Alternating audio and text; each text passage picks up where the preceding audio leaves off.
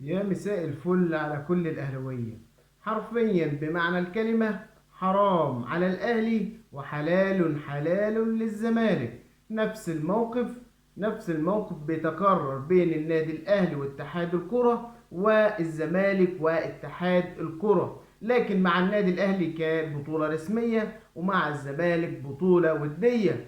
نفس الموقف بالظبط، النادي الأهلي محتاج لعبته لبطولة وقارية، كأس السوبر الأفريقي، وبطولة يعني تضاف إلى خزائن النادي الأهلي. ويجد تعنت شديد شديد من اتحاد الكرة بقيادة جمال علام وحازم إمام إن هو ما يسيبش لعيبته ويروحوا للمنتخب الوطني.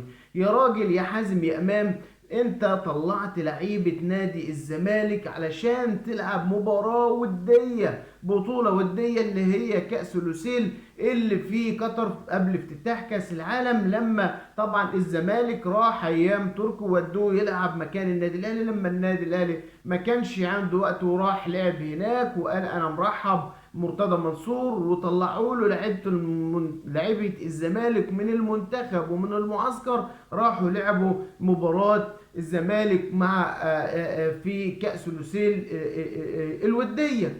في حين ان النادي الاهلي تعرض لمواقف زي دي كتير. النادي الاهلي ساب لعيبته للمنتخب في بطولة افريقيا وهو عنده كأس العالم ولعب باللعيبة الاحتياطي. النادي الاهلي ما بيبكيش على الاطلال، النادي الاهلي بيشتغل وبيعمل لرفعة الكرة المصرية، وهو النقطة المضيئة في الكرة المصرية السنين اللي فاتت والسنوات اللي فاتت.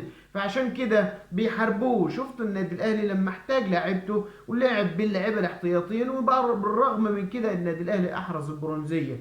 اما النهارده لما تيجي تقارن فتقول هي حرام على الاهلي وحلال للزمالك، هتشوف ده في كل حاجه ماشي بيها نادي الزمالك. يا راجل، مين يقول ان الضرائب العامه المصريه تنازل عن 400 مليون جنيه في حقها لنادي الزمالك؟ مين يقول ان خزنة وزير الشباب والرياضة مفتوحة لنادي الزمالك؟ مين يقول ان وزير الشباب والرياضة يجيب صفقات لنادي الزمالك ويفاوض لعيبة لنادي الزمالك؟ مين يقول ان الدولة كلها تشتغل لصالح نادي معين هو نادي الزمالك، وفي الاخر يقول لك مظلومية، وفي الاخر يقول لك مؤامرة كونية، وفي الاخر يقول لك ليه الزمالك بيطلع ما بياخدش يعني رعاية زي النادي الاهلي.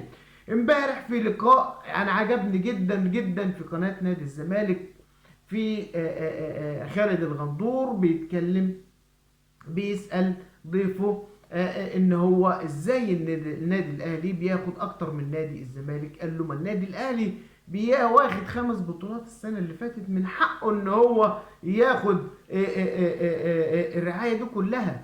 شوفوا بقى عند الزملكاوية هي حلال ليهم وحرام على النادي الاهلي. النادي الاهلي اللي ضحى بالغالي والنفيس من اجل رفعة الكرة المصرية، اللي ضحى بكل شيء في سبيل ان الكرة المصرية يكون لها طبعا وجود في المحافل الدولية. ولك ان تتخيل ان هم طلعوا في القنوات الرسمية وقال لك النادي الاهلي لا يمثل الا نفسه، وهذه الكلمات ما زالت مستقرة في قلوب كل الأهلاوية اللي طلعوا في الإعلام الرسمي على القناة الأولى وقال لك النادي الأهلي لا يمثل إلا نفسه ولا يمثل مصر في كأس العالم للأندية، عندما كانت لعيبة النادي الأهلي في كأس الأمم الأفريقية. لكن عند الزملكاوية حرام على الأهلي وحلال للزمالك.